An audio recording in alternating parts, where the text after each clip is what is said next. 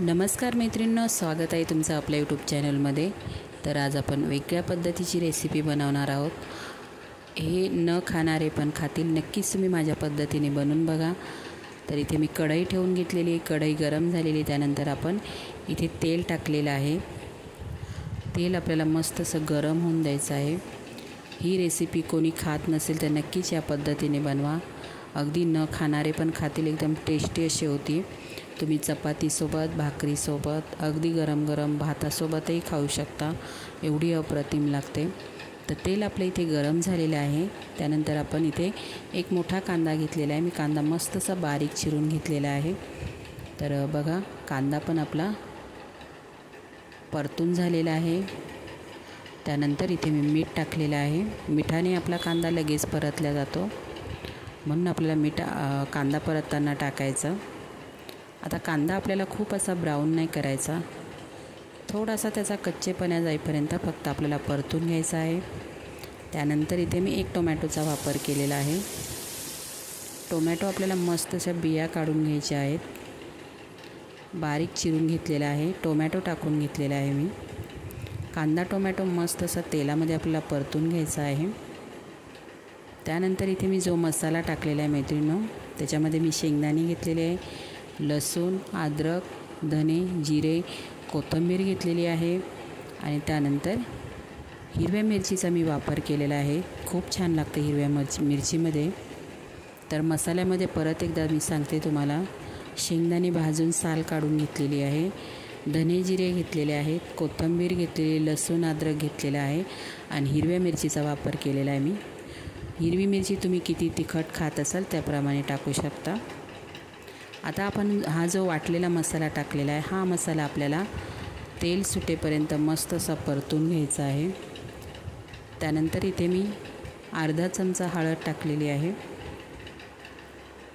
तुम्ही नक्की ही रेसिपी पूर्ण बघा, नक्कीच एकदा माझ्या पद्धतीने ट्राय करून बघा, नक्कीच तुम्ही ही रेसिपी सगळ्यांनाच आवडेल। तर इथे मी दोडके, तुमच्याकडे काय बोललं जातं, आमच्याकडे याला दोडका बोलला जातो।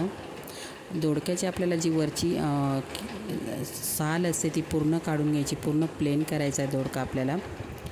त्यानंतर मस्त असा छोटा छोटा बारीक चिरून घ्यायचे तुकडे। तर बघा मी की एकदम बारीक असा मस्त चिरलेला आहे, लगेच शिजला जातो तो। तर इथे मी 2 गिलके घेतलेले आहेत, दोडके घेतलेले आहेत। मस्त बारीक तुकडे, एक कोवळे घ्यायचे, ह्या भाजीसाठी आपल्याला कोवळे दोडके घ्यायचे आहेत। आणि तुम्हाला चटणी बनवायची असेल तर थोडे कडक असतात ते घेतले तरी चालेल। त्यानंतर इथे मी मुगाची डाळ टाकलेली आहे, अर्धी वाटी मुगाची डाळ घेतलेली, मी भिजत ठेवलेली पहिली मुगाची डाळ, थोडीशी कोमट पाण्यामध्ये भिजत ठेवायची अगोदर, लगेच शिजल्या जाते ती। आता जो दोडका होता तो मी टाकून घेतलेला आहे, मस्त मसाल्यांमध्ये आपण परतून घेतलेला आहे। मुगाची डाळ पण टाकलेली आहे। तर बघा, इथे तुम्ही ही भाजी सुक्की पण बनवू शकता, सुक्की पण छान लागते आणि पातळ पण बनवू शकता। सुक्की बनवली तर नुसती वाफेवरही शिजली जाते। तर ही आहे दोडक्याची भाजी आहे मैत्रिणींनो, तुम्ही नक्की करून बघा। ही रेसिपी तुम्हाला कशी वाटली नक्कीच कॉमेंट बॉक्समध्ये सांगा। व्हिडिओ कोण नवीन मैत्रिणी बघत असतील, व्हिडिओला लाईक करा, शेअर करा आणि कोण नवीन मैत्रिणी नक्कीच बघत असतील तर नक्कीच आपल्या चॅनलला सबस्क्राईब पण करा मैत्रिणींनो।